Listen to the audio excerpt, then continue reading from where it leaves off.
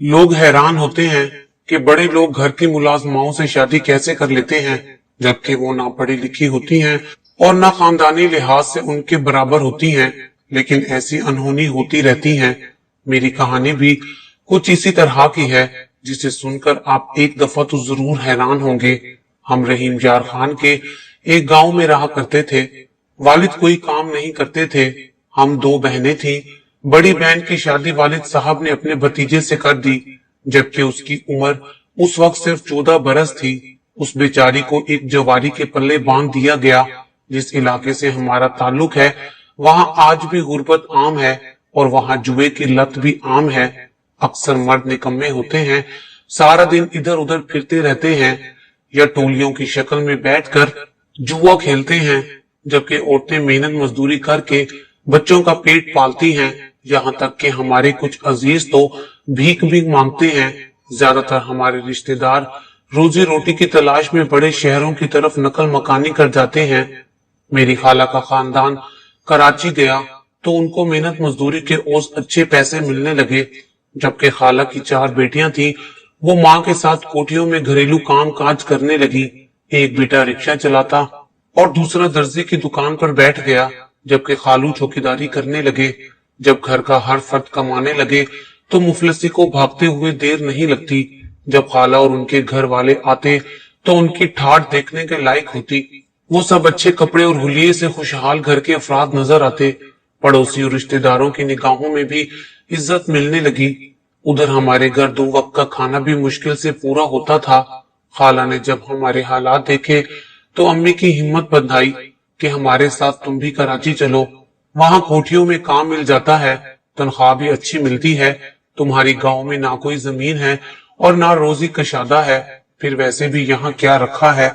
भूख और लाचारी के सिवा यहाँ कुछ भी नहीं है। अम्मा ने अब्बा से जिक्र किया। वो बोले, मैं तो अपनी मट्टी में ही दफन होऊंगा, परदेस के धक्के खाने क्यों जाऊं? तुमने जाना है तो जाओ, मुझे कोई एतराज नहीं। हाँ, मुझे हर माह 5-7 हजार रुपए भिजवा देना, ताकि यहाँ मैं अपना गुजारा कर सकूं। तुम्हारे जाने के बाद मुझे यहाँ भीख ना मांगनी पड़े। ये सौदा गर्चा महंगा था, पर माँ को महंगा ना लगा कि बदले में शहर जाकर कमाने की इजाजत मिल गई थी। वो मुझे और छोटे भाई को लेकर खाला के हमरा कराची आ गई। वो यहाँ बड़े बड़े बंगलों के करीब एक कच्ची बस्ती में किराए के मकान में रहती थी। कुछ दिन हमें खाला के साथ रहना पड़ा। उनकी एक बेटी मेरी हम उम्र थी, जो करीबी स्कूल में पढ़ने जाती थी। वो 5वीं क्लास में थी। मुझे भी पढ़ने का शौक था। मैंने जिद की कि मैं समीना के साथ स्कूल जाऊंगी। खाला ने माँ से कहा, स्कूल की फीस मामूली सी है, जब तक कोई काम नहीं मिलता इसे स्कूल में दाखिल करवा दो। 4 जमातें पढ़ लेगी तो तुम्हें दुआएं देगी। यूं उन्होंने मुझे स्कूल में दाखिल करा दिया। वालदा का ख्याल था कि मैं उनके साथ कोठियों में जाकर उनका हाथ बटाऊंगी, क्योंकि वालिद और बड़े भाई को हर माह गांव रकम भिजवाने का मुआहदा हो चुका था और यहाँ हमारे पल्ले कुछ ना था, जबकि गुर्बत थी कि बेतहाशा उंडी चली आ रही थी। हम दोनों माँ बेटियां इस पभरी हुई डाइन से निपटने में बेबस नजर आती थी। जल्दी खाला के तुफैल से माँ को काम मिल गया। 3 घरों में झाड़ू पोंछा लगाती थी, एक घर में रोटी पकाने जाती थी, तो हमें उन कोठी वालों का बच्चा कुच्चा खाना मिल जाता था। चंद घरों के बर्तन और कपड़े धोकर वो शाम ढले थकी हारी आती। हमारे लिए कभी बासी तो कभी ताजा खाना लेकर आती थी, तो हम तीनों नफूस पेट भर लेते थे। इस इलाके के मकीन खुशहाल थे। यहाँ पर काम वालियों को मासियां कहा जाता था। उन्हें मेहनत का मुआवजा अच्छा देते थे। वालदा भी 15 से 20 हजार माहाना तक कमाने लगी थी। ये कड़ा वक्त था। मैं चाहती थी कि मैं इस मुश्किल वक्त में उनका साथ दूं, मगर मुझ पर तो पढ़ाई का भूत सवार था। स्कूल से लौटती तो खाना खाती या ना खाती, मगर उस घर में फौरन से जाना पड़ता जहाँ माँ काम कर रही होती। वो झाड़ू लगा रही होती तो मैं बर्तन धो देती, कपड़े हम मिलकर धो लेती। यूं मैंने माँ का साथ दिया और पढ़ाई भी जारी रखी। मैं स्कूल भी रोजाना जाती। अब मैट्रिक में पहुंच गई थी। वहां मेरी एक सहेली बन गई। वो मेरी हम उम्र थी। उसका नाम जारा था। मैंने उसे अपने सारे हालात बता दिए थे। वो एक बड़े घराने से ताल्लुक रखती थी। एक रोज उसके भाई की शादी में गई तो वहां उसकी मुमानी ने मुझे देखा اور کہا کہ اگر تم اسکول کے بعد میرے بچوں کو ٹیوشن پڑھا دو تو میں تمہیں فیس دوں گی اور فیس بھی اچھی خاصی دوں گی۔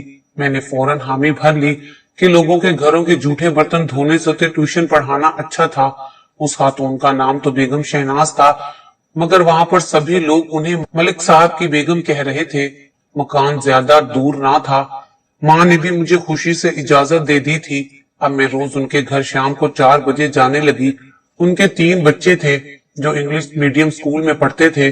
ان کی اردو کمزور تھی، انہیں میں اردو اور اسلامیات پڑھانے لگی۔ ان دنوں میری عمر 16 برس تھی، رنگ تو میرا بچپن ہی سے گورا چٹا تھا۔ میں خوبصورت اتنی تھی کہ لوگ میری صورت تکا کرتے تھے۔ قد کاٹ بھی اچھا تھا۔ بیگم شہناز کے گھر میں ان کے شوہر اور بچوں کے علاوہ سوائے نوکر کے کوئی نہ تھا۔ ملک صاحب بہت باوقار اور سنجیدہ قسم کے آدمی تھے۔ وہ میری طرف نظر اٹھا کر بھی نہ دیکھتے تھے۔ میرا تعلق محض ان کی بیگم اور بچوں سے تھا۔ بچے بھی سلجھے ہوئے تھے، مجھ سے تمیز سے بات کرتے اور جو میں سبق دیتی وہ جلدی سے یاد کر لیتے۔ اگر کبھی بیگم شہناز گھر پر نہ ہوتی تو ملک صاحب کا ملازم گیٹ پر یہ کہہ کر مجھے واپس بھیج دیتا کہ بیگم صاحبہ اور بچے آج گھر پر موجود نہیں ہیں، آپ کل آئیے گا۔ میں گھر آ جاتی اور جب میں بچوں کو ٹیوشن پڑھا کر فارغ ہوتی تو انہی کے گھر بیٹھ جاتی، کیونکہ امی جان جب کام سے فارغ ہوتی تو مجھے ان کے گھر سے واپسی میں ساتھ لے جاتی۔ رفتہ رفتہ ہم ماں بیٹیاں بیگم صاحبہ سے مانوس ہوتی گئی۔ وہ بہت اچھی فطرت اور رحم دل خاتون تھی۔ وہ ہماری مالی امداد بھی کر دیا کرتی تھی۔ ان سے ہمارے گھرانے کی کوئی بات چھپی ہوئی نہیں تھی۔ یوں ہم ماں بیٹی اس گھرانے کے شدائی اور گرویدہ ہو گئی۔ جب اپنی بیگم کے ذریعے ملک صاحب کو ہمارے حالات کا علم ہوا تو انسانی ہمدردی کے تحت وہ میری ماں کو مکان کے کرائے کی مدد میں علیحدہ سے رقم دینے لگے۔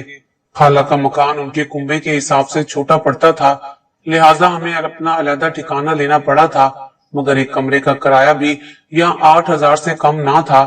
ملک صاحب کی مالی مدد سے ہمارے دن پھر گئے اور والدہ کی محنت مزدوری کی رقم کرائے میں جانے کے بجائے اب ہمارے کام آنے لگی۔ اب ہمارے دن پھرتے جا رہے تھے، ہم اچھا کھانے اور اچھا پہننے کے لائق ہو گئے۔ پنکھا اور ایک پرانا ٹی وی بھی خرید لیا۔ گھریلو ضروریات کی انتہائی ضروری اشیاء بھی ہم نے خرید لی۔ دن بہت اچھے گزر رہے تھے۔ ایک روز میری سہیلی زارا ہمارے گھر آئی۔ اس نے مجھ سے کہا کہ کیا تم میرے ماموں کے گھر میں کچھ دن کام کرو گی؟ میری ممانی 3 ماہ کے لیے اپنے میکے فیصلہ باد چلی گئی ہیں۔ بچے گرمیوں کی چھٹیاں اپنے نانا نانی کے گھر گزاریں گے۔ ماموں گھر میں اکیلے ہیں۔ تم اور تمہاری والدہ کو بلایا ہے۔ جب تک ممانی نہیں آ جاتی تم لوگ ان کا گھر سنبھال لو گی، وہ تمہیں اس کا الگ سے معاوضہ دیں گے۔ انکار کی کہاں گنجائش تھی؟ ان کے ہم پر پہلے بھی بہت سے احسانات تھے۔ میں نے والدہ کو بتایا اور اگلے دن سے ہم بیگم شہناز کی کوٹھی پر کام پر جانے لگے۔ 2 ماہ پلک جھپکتے گزر گئے۔ ملک صاحب کی بیگم بچوں کے ساتھ لوٹ کر آ گئی۔ ان کے ساتھ ان کی پرانی ملازمہ موجود تھی جو فیصلہ باد سے آئی تھی، لہٰذا اب ان کو والدہ کی ضرورت نہ تھی۔ میرے بھی میٹرک کے امتحان ہونے والے تھے، میں فارغ نہ تھی۔ تب بیگم شہناز نے کہا کہ تم کبھی کبھار آ جایا کرو، کچھ کام رہ جاتے ہیں جو تم سے کروا لیا کروں گی۔ مجھے بیگم کے پاس گئے 15 روز ہو چکے تھے کہ ایک روز میری سہیلی آئی اور بولی، ماموں تمہیں بلا رہے ہیں۔ وہ کیوں؟ مجھے اپنے کانوں پر یقین نہ آیا۔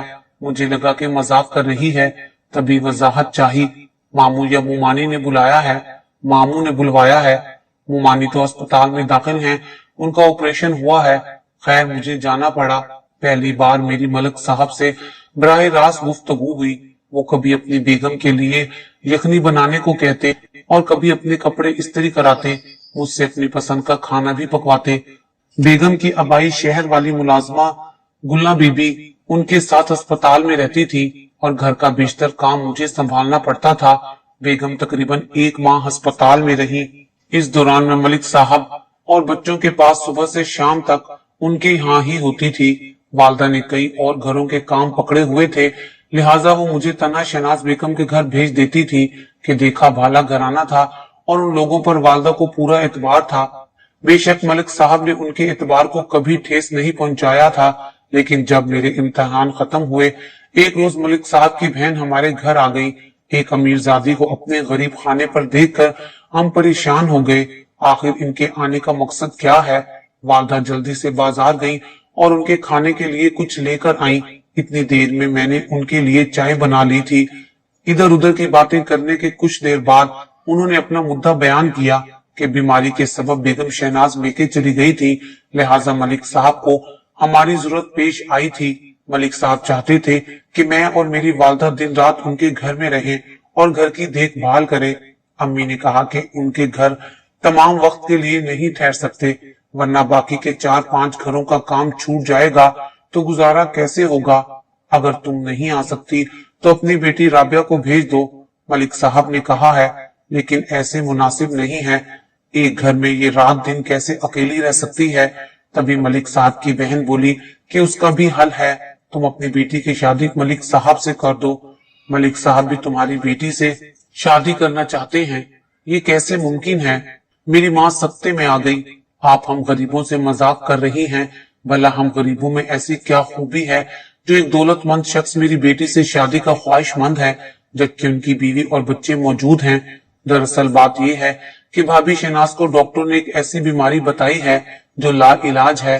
अब बात समझ में आई, उनको अपने बच्चों की देखभाल के लिए मुनासिब खातून चाहिए थी, और ऐसी खातून उनको अपने हम पल्ला घराने से भी मिल सकती थी, जबकि गुर्बत हमारे घर की रानी थी। ऐसे में कब कोई दौलतमंद गरीब को घास डालता है। मलिक साहब इतने बूढ़े ना थे कि कोई अच्छा रिश्ता ना मिलता। वालदा ने कहा कि बेगम शहनाज एक अच्छी खातून है, उनके हम पर बहुत एहसानात हैं जब तक वो हयात हैं। मलिक साहब को दूसरी शादी के बारे में नहीं सोचना चाहिए। वैसे भी जब तक मैं उनकी बेगम से ना पूछ लूं कोई जवाब नहीं दे सकती। वो खातून चली गई। 15 रोज बाद वो फिर आई और कहा कि भाईजान बहुत बीमार हैं और उनके बच्चों की बुरी हालत है, एक बार आकर खुद देख जाएं। उनके एहसानात जारी थे, लिहाजा मैं और वालदा मलिक साहब को देखने गए। वो वाकई बीमार थे और उनकी बहन अपना घर छोड़कर उनका साथ दे रही थी। वालदा ने कहा, आप यहाँ मौजूद हैं तो राबिया आकर हाथ बटा दिया करेगी। दूसरे रोज हस्बे वादा जब मैं उनके घर गई तो मलिक साहब की तबीयत अच्छी थी। मुझे देखा तो खुश हुए।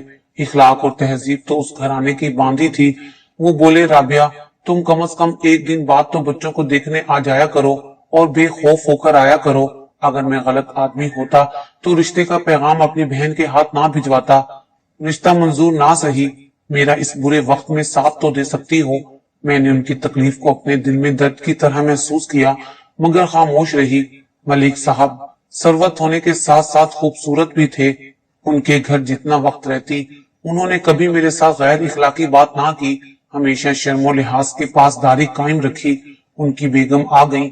उनकी सेहत अब कतरे बेहतर थी। मैं 4 साल उनके घर जाती रही। साहब ने उनके बाद भी मुझसे कलाम ना किया। अलबत्ता मुझे देखकर एहतराम में वो कुर्सी या सोफे पर बैठे होते तो उठ खड़े होते। मगर कुछ अरसे बाद उनकी बेगम एक बार फिर बीमार पड़ गई और मेके चली गई तो उनकी बहन और भाभी दोबारा रिश्ता लेकर मेरी वालदा के पास आई। शायद मलिक साहब को मुझसे मोहब्बत हो गई थी। उन्होंने बताया कि बेगम शदीद बीमार हैं और बच्चों को राबिया की अशद जरूरत है। हमारा भी इस गुर्बत में कोई पुरसान हाल ना था। उनकी बीवी से मुझे कोई हसद ना था, बस ये नसीब की बात थी कि वो शदीद बीमार थी और उन्होंने खुद ही मलिक साहब को दूसरी शादी की इजाजत दे दी थी।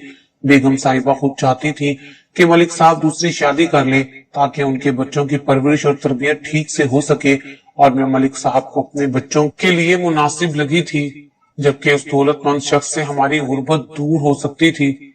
एक दिन मेरी माँ को किसी ने बताया कि मलिक साहब की बीवी का फैसलाबाद में इंतकाल हो गया है।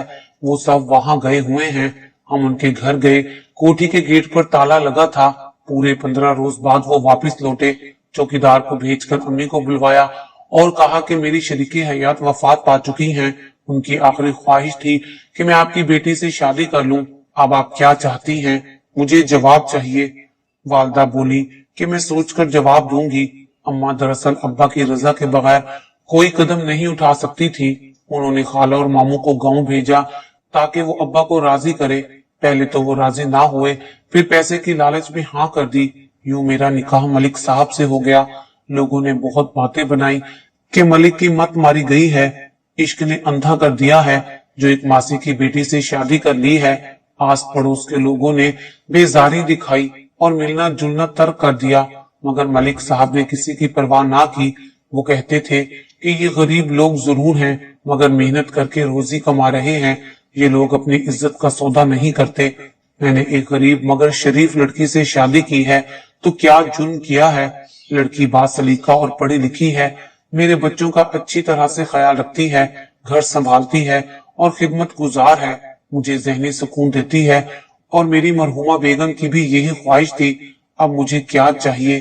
میں ملک صاحب کی مشکور ہوں کہ انہوں نے مجھے عزت دی اور زندگی کا ہر سکھ دیا، ہر خوشی دی۔